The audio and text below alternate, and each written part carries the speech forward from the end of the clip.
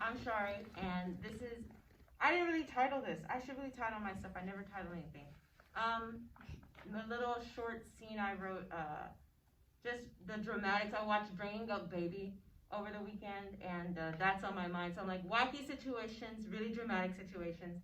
Um, but it's a story about this girl named Jane and this guy named Gene. And at the Diamond Ball, she's from old money, he's from new money, and he's like kind of a himbo, and she's very snooty and laid back. No, not laid back. She's kind of snooty and like everything is ridiculous to her. But they meet at this Diamond Ball that her great grandpa puts on every year. But yeah, so I have Halen, who plays Jane's mother and father, which is Mr. and Miss Hepburn. And then I have Grant, who plays Gene, Grant Broussard, who plays Gene. And I have Summer Jones to play our Jane. And I'm going to be reading stage directions. But yeah, here it goes. In 1953, the 53rd annual Diamond Ball, where people involved in diamond business, from miners, traders, sellers, inventors, etc., all gather with their families to celebrate the love of diamonds. Created in the year 1900 by Jane's great-grandfather to celebrate his achievements in the diamond business. In a tall ceiling room, shimmering silver streamers hang and drape over the heads of everyone. Round tables scatter the room with centerpieces bigger than the table itself. With a noisy and greeting atmosphere, everyone is dressed in formal gowns and suits. Jane Hepburn, 23, snooty, dressed in a beautiful shimmering silk rosy pink dress, her short hair in curls and rings on most of her fingers, leans up against the bar holding a glass of champagne, barely drinking it. She's been standing there for most of the party. Enters Gene McElroy, 26. He stands with a simple nature. He is dressed in a black tuxedo and a cowboy hat. He walks over to the bar, and Jane looks him up and down, scoffs, and rolls her eyes.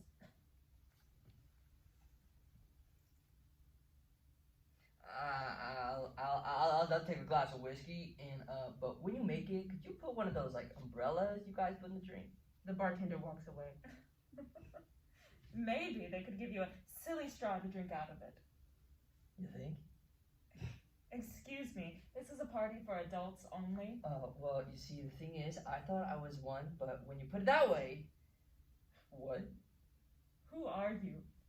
Why, I'm Gene. Just Gene. Is it not Gene? Gene, what are you doing here? I'm sure there's a rodeo somewhere in Boston. What's a rodeo? Ah, Gene, I see you've met Jane. Jane. Yes, I'm Jane. Gene. You're Jane. Gene. Yes, Gene and Jane. It's so lovely for you both to have met my daughter Jane, who just turned 23. Oh, Gene, your father and I was just talking about you. Jane, his father made the machine that detects diamonds through the surface. The bartender brings Gene his drink with a request. He turns around and takes it. Mr. McElroy has such good things to say about She sees him with the umbrella drink and lets out a nervous laugh. you. Gene takes a sip and lets out a yodel. Woo! Doggy, I ain't never gonna see you get used to that Jane. Right.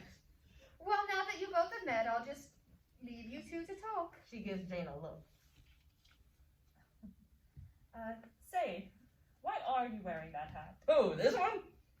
Yes, I suppose that one. Well, it was given to me when I was a little boy, and it somehow still fits in my head. It's also great for holding different treasures. He takes off his hat to reveal a button, a firecracker, a half-eaten peanut butter jelly sandwich. Why on earth do you keep all that in your hat? Because get this, my pockets are fake. Just get pants with real pockets? But that would mean I would have to stop wearing the hat. That's the only reason why you wear the hat. Don't you run out of room carrying around that ferociously tiny coin pouch? It is a purse, and no, if it doesn't fit in here, then I don't need it. Well then, how do you carry around your sandwiches? Gene, I don't see any reason to carry around such things. A firecracker? Not just a firecracker in here. Look! He takes the firecracker off of his head and places it next to him on the bar. He begins to remove other things from his head like buttons, a hotel bottle of shampoo, shiny stickers, various coins, a stuffed hat, and even bigger bottle of shampoo. I keep other things in here too. I don't know how you walk with all that nonsense. Like this.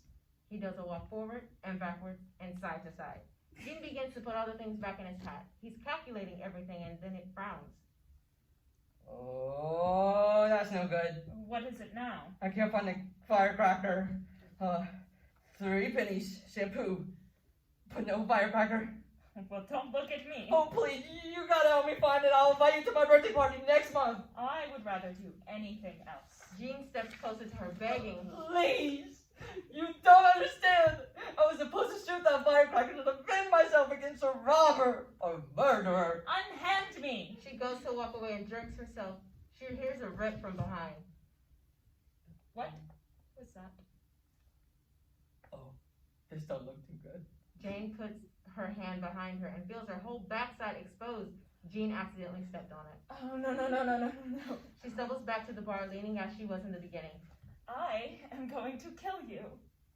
I am so sorry. I promise I'll go find you a jacket or some pants. He takes his hat and covers her backside. Just keep this here. He spots it. Oh, there it is, my defense firecracker. Where? In that cake on stage. In the cake? I must have set it down on the cake. Wouldn't you have known if you had put it on a cake? Jean revealing frosting on his forearm. That's what that is. You've got to go get that firecracker before Father lights it and gives his speech. He always lights the candle and cuts the cake and cuts the first slice. I can't let him do this. She gets up and remembers her backside. Okay. He begins to run to it. Wait, what about me? Oh, right. He picks her up and walks very closely behind her, bringing her with him. She fights. No, I mean, my pants! Where'd you go to find me pants?